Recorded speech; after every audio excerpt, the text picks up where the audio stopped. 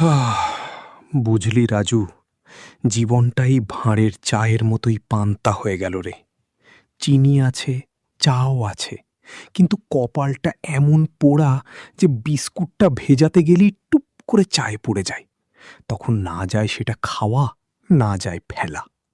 আমার কপালটাও ঠিক ওই চায়ে ডোবা বিস্কুটের মতো। ওরে বাবা, এক কাপ চা খেয়েই তো তুই পুরো জীবনানন্দ দাস হয়ে গেলি রে। শোনো, কেন, আবার কি হলো? কাল রাতে কি আবার বৌদি সিরিয়াল দেখার জন্য তোকে ঘর থেকে বের করে দিয়েছিল? নাকি রিমোট নিয়ে কুস্তি করতে গিয়ে তোর লুঙ্গি খুলে গেছে? বল না, চেপে রাখিস না। বিরক্ত হয়ে, দূর দূর, সিরিয়াল তো রোজকার কেস, ওটা এখন সয়ে গেছে। আমি বলছি আইপিএল এর কথা। কালকে ইডেন গার্ডেন্সে কেকেআরের খেলা।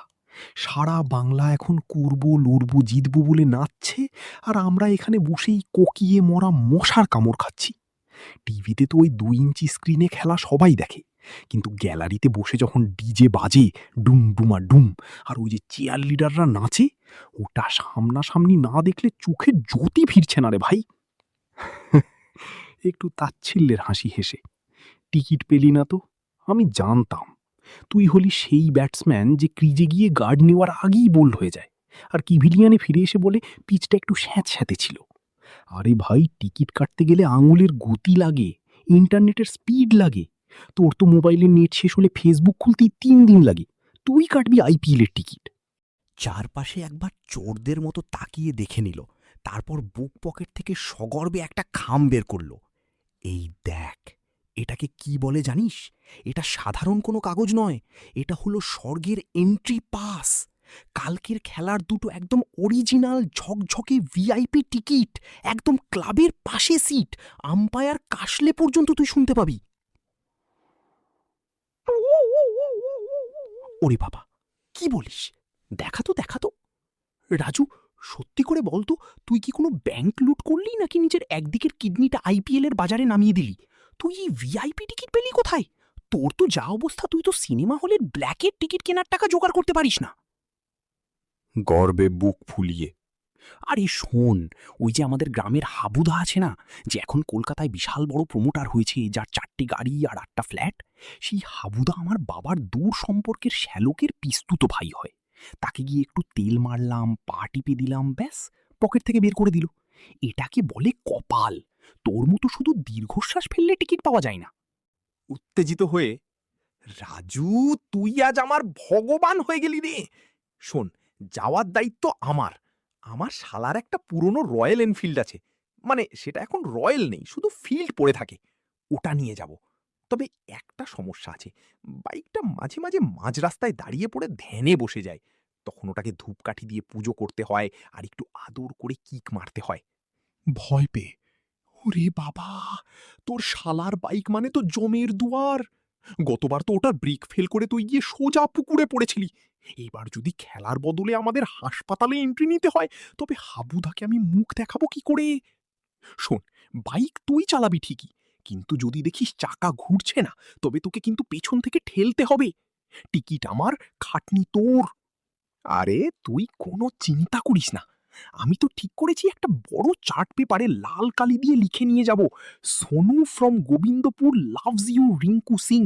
আর ওই যখন গ্যালারিতে ক্যামেরাটা আসবে না, তখন এমন নাচবো যে শাহরুখ খান পর্যন্ত দেখে বলবে, এই ছেলেটাকে ধরো তো, কেকেআর এর পরের সিনেমায় একেই নেব। হেসে কুটিপাটি, শাহরুখ তোকে সিনেমায় নেবে না রে, তোকে দেখলে মাঠের সিকিউরিটি আগে ধরবে। আর তোর ওই চার্ট পেপারের নিচে ছোট করে লিখে দিস, বউকে পিসি বাড়ির কথা বলে খেলা দেখতে এসেছি, দয়া করে টিভিতে দেখাবেন না। না হলে বাড়ি ফিরে তোকে আর মাঠে যেতে হবে না, তুই নিজেই মাঠের মাঝখানে শুয়ে থাকবি। কল্পনার জগতে হারিয়ে গিয়ে, রাজু, ভাব তো একবার, চারদিকে ওই ফ্লাড লাইটের আলো, ঝকঝক করছে মাঠ, হাতে আমাদের চিপস আর পপকর্ন। হঠাৎ ধোনি বা কোহলি ব্যাট করতে নামলো, সারা ইডেন বাগান যেন কাঁপছে, ধোনি, ধোনি।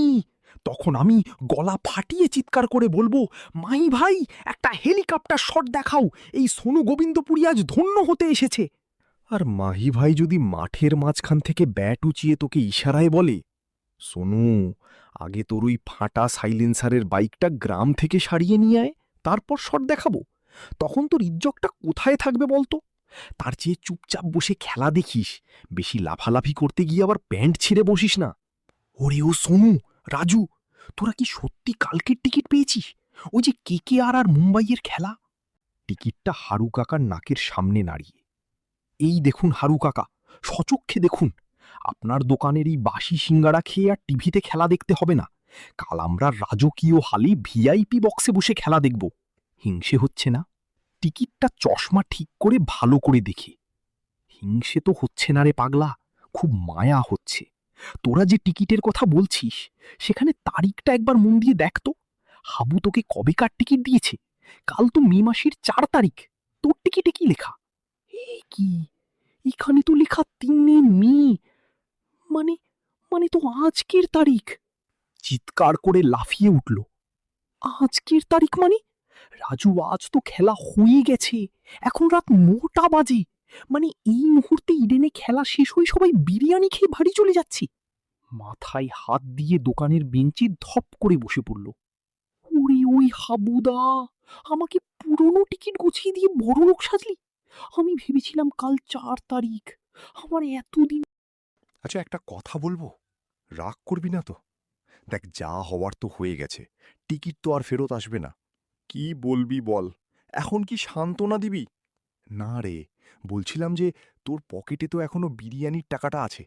খেলা তো দেখতে পারলাম না, কিন্তু খিদে তো কমেনি। চ, ওই টাকা দিয়ে হারু কাকার দোকান থেকে 1 গামলা ঘুগনি আর 10টা সিঙাড়া কিনি। তারপর টিভিতে গিয়ে রিপ্লে দেখি, ওখানে অন্তত রিঙ্কু সিংকে 2বার ছক্কা মারতে দেখব।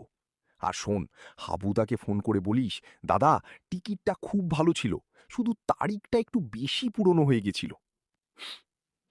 জীবনটা সত্যি ওই চায়ের বিস্কুটের মতোই রে সোনু, ভিজতে না ভিজতেই সব ভেঙে চৌচির হয়ে গেল। হারু কাকা, দিন তো আর 2টো সিঙাড়া, পেটের জ্বালায় মনের জ্বালাটা অন্তত কমুক।